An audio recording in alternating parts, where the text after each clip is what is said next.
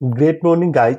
आप दक्षिण अफ्रीका की इस जीत पे मतलब बहुत लोग सरप्राइज होंगे और भारत के परफॉर्मेंस जिस तरह से भारत ने प्रदर्शन किया है इस मैच में खासकर मतलब पहला दिन खराब प्रदर्शन बोल सकते हैं, दूसरे दिन उससे खराब और तीसरे दिन तो हद ही पार कर दिया टीम इंडिया ने।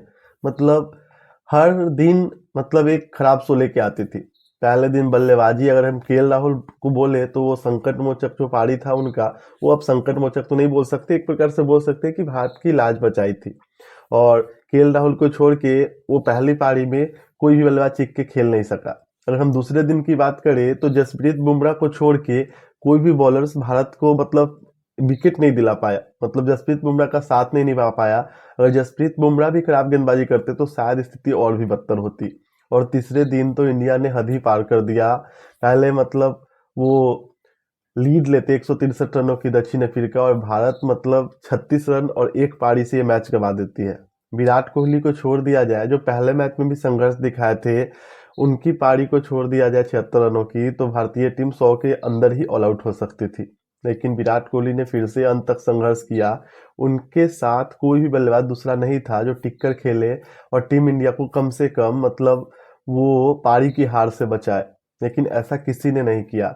और दक्षिण अफ्रीका सरजमी पे अगर हम बोले कि भारतीय टीम मतलब अभी सारे ही पैटर्न्स में कंसिस्टेंट है तो एक चीज और आपको बोलना पड़ेगा कि कंसिस्टेंट है, वो है दक्षिण अफ्रीका में जाके टीम इंडिया का हारना। 32 साल 31 साल हो चुके हैं, वहां तक अभी मतलब टेस्ट सीरीज हम नहीं जीत पाए और शायद अगर इसी तरह के प्लेयर्स खेलते रहे तो और भी टाइम लगेंगे हमको वहां जीतने में। अब तो ये सपना सपना ही रह गया काफी, मतलब हम लोग पहले से सोच रहे थे कि ये टीम लग रही है कि जीतेगी, लेकिन अगर आप क्रिकेट नहीं खेलते हो, आप सिर्फ क्रिकेट के बाद आराम ही करते हो तो डेफिनेटली आप क्रिकेट के जोन से बाहर जाते हो। आप देखना दूसरे टेस्ट में भारत इससे अच्छा प्रदर्शन जरूर करेगी क्योंकि एक टेस्ट का उसको अभ्यास मिल गया है। रोहित शर्मा से जब प्रेस कॉन्फ्रेंस में पूछा गया कि उनकी टीम क्यों हारी तो वो क्या एक बड़ी वजह है कि उनको अभ्यास मैच नहीं मिला, तो रोहित शर्मा ने इस बात से डिनाई कर दिया। रोहित शर्मा ने बोला कि नहीं, अभ्यास इसका कारण नहीं है, आप जो सेल्फ प्रिपरेशन करते हो वो काफ़ी इंपॉर्टेंट होता है। लेकिन ये बात सही नहीं मेरे को लगी क्योंकि आपको टेस्ट मैच में प्रिपरेशन की ज़रूरत होती है। आप ओडीआई खेल के यहाँ आ रहे हो, कुछ बल्लेबाज तो डायरेक्ट T20 खेल के यहाँ आ रहे हैं। याद आती है अजिंक्य रहाणे को, जब आप इग्नोर करते हो, बोलते हो हम आगे देखना चाहते हैं। चेतेश्वर पुजारा तो ठीक है, उनका फॉर्म उतना अच्छा नहीं था, लेकिन अजिंक्य रहाणे की क्या गलती थी। उन्होंने ऑस्ट्रेलिया में कप्तानी भी किया, भारत को मैचेस भी जिताए, अच्छी पारियां भी खेली, शतक भी लगाया, फिर भी उनको बाहर कर दिया गया। मतलब दोनों ही प्लेयर्स को बोल सकते हैं कि दक्षिण अफ्रीका में लेके जाना चाहिए था। अब युवा बल्लेबाज को आप खिलाए, यशस्वी जायसवाल और सुमन गिल का इस मैच में प्रदर्शन आप देख ही चुके हो।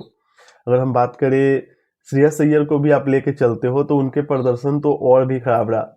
अगर शार्दुल ठाकुर को एज ए ऑलराउंडर आप खिला रहे हो तो शार्दुल ठाकुर का ना ही बल्ले से रन आ रहा है। ऑस्ट्रेलिया की सीरीज में मतलब जो भारत जीता था उस सीरीज के बाद ना ही उनके बल्ले से रन आ रहा है, ना ही ओडीआई में रन आ रहा है, ना ही वो विकेट निकाल पा रहे हैं। और टेस्ट क्रिकेट में 5 से ज्यादा इकोनॉमी से रन देना, ये कहाँ का मतलब बॉलिंग है।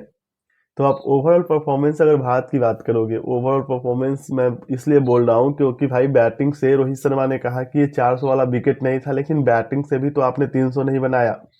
आप 300 भी तो बनाते, 300 ना पहले इनिंग में आया ना सेकेंड इनिंग में आया।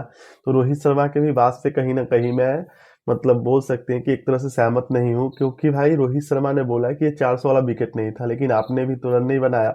आपने दोनों पारी में आप किस तरह का सेल्फ प्रैक्टिस करके आए थे कि दोनों ही पारी में, एक में 0 और एक में 5 का स्कोर बनाते हो।